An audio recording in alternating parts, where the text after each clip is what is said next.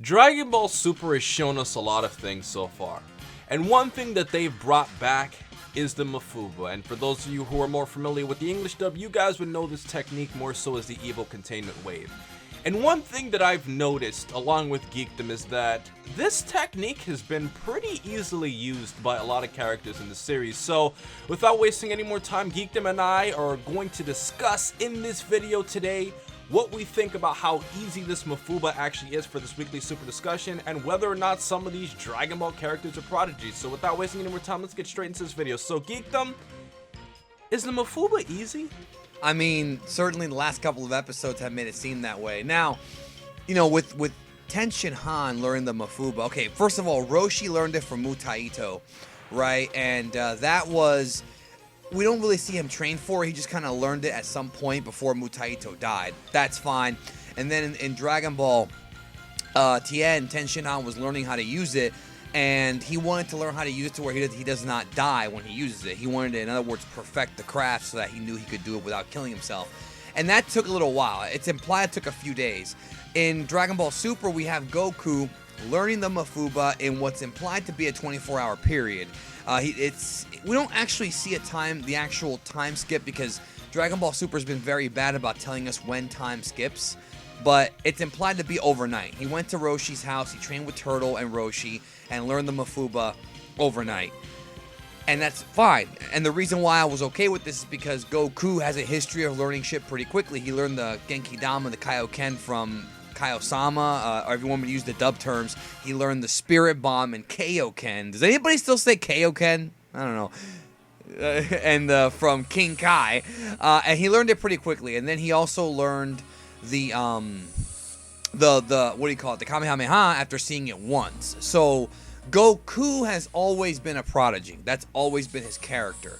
Now we move forward into the more recent stuff, and it took him about you know, let's say 8 hours to learn the Mafuba, training with Roshi overnight. 3 or 4 tries or so he got it. Trunks learned the Mafuba after seeing it on a GodTube video that Bulma had on her like iPad or iPod or iPhone or whatever the hell she had with her, whatever device. Might have been an Android, who knows. And Lord knows Trunks hates Androids, but so she shows Trunks the move that Piccolo, you know, the video Piccolo made, and Trunks learns it in one shot and successfully seals away Zamasu for albeit a short amount of time. I called that slightly lazy writing, because even though Trunks and Gohan because they are hybrids, they have higher potential, and in a sense they are prodigies. That's been established.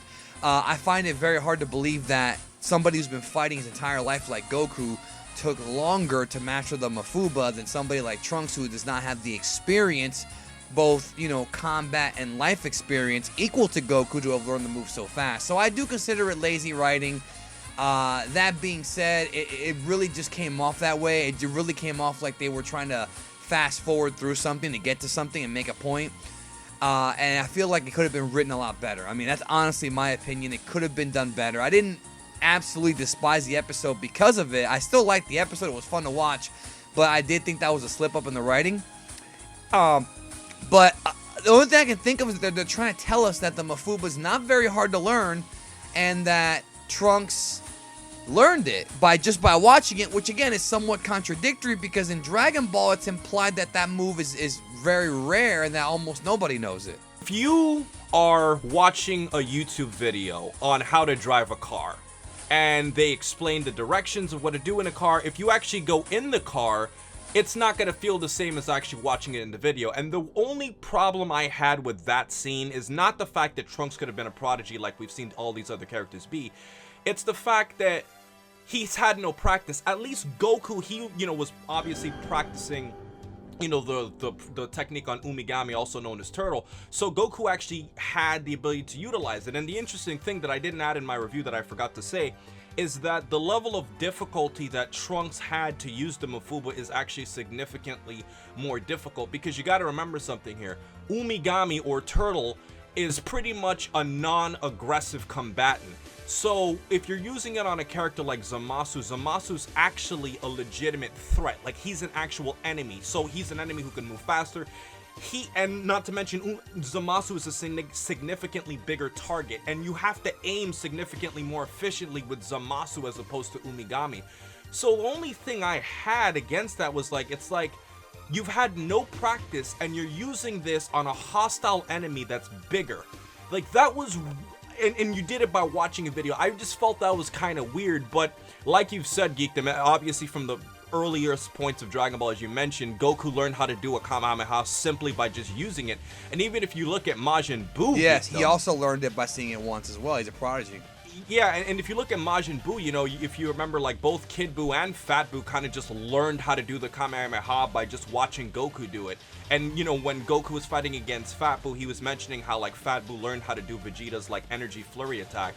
So I think what we're all pretty much getting at here is that if you look at the history of Dragon Ball, one thing we've seen is a recurring theme where there are these characters that have always easily done these techniques that it took people a lot of years to do. And let's be honest about this. Let's be 100% unbiased. Not every time, but a lot of times, it is a story writing crutch. It is lazy writing by Toriyama. We have to be honest about that, because you can have established prodigies like Goku, Gohan, you know, even Vegeta in some ways. He managed to attain God form without using the ritual. We have people like that in the series, but when every character is a prodigy just to get a point across, it's like, come on, dude. Can anybody work for anything anymore? Like, back in the day, you used to see these guys train really hard, and we still see it once in a while, but it's just, you know, with Trunks, I think he gets stuff too easily, you know what I mean? Especially this right here. He has a new transformation as well. We don't really know what the transformation is as of this recording. We might know, I don't know, in a month or so. Who knows? But it's one of those things where the Trunks thing, for some reason, bothered me. Maybe because it's a build-up. Maybe because we've seen too much of this in Super, where people just pull shit out of their ass. Goku learned how to counter the Tokitobashi like in 2 seconds by seeing it like a couple times. Like, it just seems like these guys are too smart for their own good, and it kind of takes away from the drama. That's my opinion. You don't have to agree with it. That's fine. I think the Mafuba shouldn't have been that easy for Trunks to learn. He should have practiced it 2 or 3 times before learning it. I mean, granted, they were in trouble. I just felt that it was one of those things where it was just... I just have a hard time accepting that Trunks is that much of a prodigy. Like, I get that he's a prodigy, but he's not that much of a prodigy, dude, because if he was, he would have been a lot stronger than he was when he went back to the past the first time. He was a lot stronger, but he would have been even more so, and he wasn't. So I just feel like it's hard to explain, but I just feel like the Trunks thing is very hard to swallow. Yeah, and let me just add 2 more quick things to this video before we close out here today. If you look at Trunks, like when you said he went back in time, one thing I always felt interesting is that if you look at the power gap, especially in the manga where a Super Saiyan Trunks, yes guys, Trunks could actually go Super Saiyan in the manga before Gohan died. Yeah, that was in the history of Trunks story, or the story of Trunks, yes. They pretty much changed the history of Trunks and made it seem more dramatic, like he needed Gohan's death to turn Super Saiyan. But pretty much, guys, the interesting thing is that Super Saiyan Kid Trunks was training with Future Gohan, and Future Gohan was in his base form. So a base Future Gohan with 1 arm was training with the Super Saiyan Kid Trunks.